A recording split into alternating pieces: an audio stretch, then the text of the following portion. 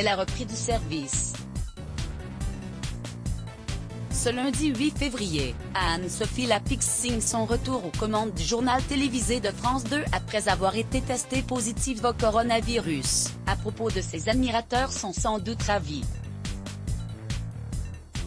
En retrait de l'antenne depuis plusieurs jours, Anne-Sophie Lapix fait son retour à la tête du journal télévisé de 20h de France 2 ce lundi 8 février. L'animatrice présente ce nouveau numéro de son émission avec un sourire aux lèvres, visiblement heureuse de revenir sur son plateau.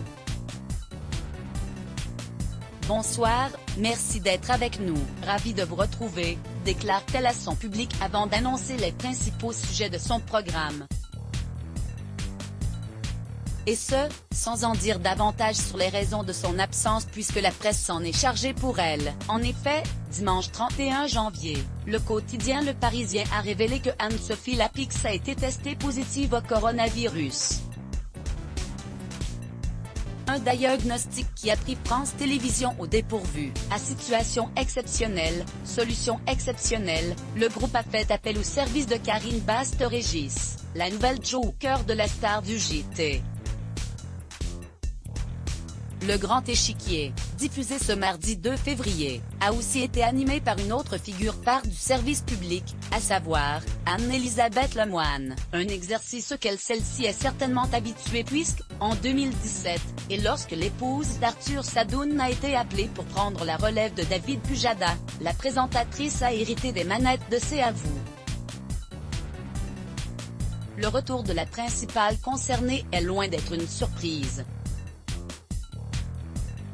Sur son compte Instagram, ce vendredi 5 février, Karine Baste-Régis a annoncé que son travail de remplacement était terminé. « J'espère avoir été à la hauteur », a-t-elle écrit en légende de sa publication.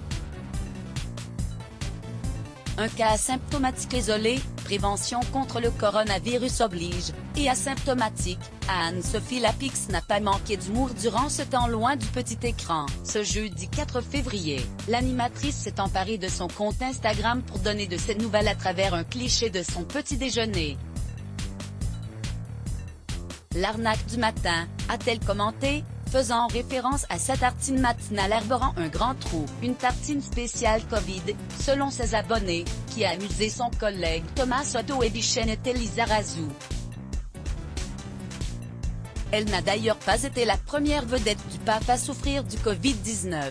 Avant elle, ce sont Laura Tenucci, Laurent Bignolard, Nagui ou encore Éric Zemmour qui ont été touchés par la maladie virale.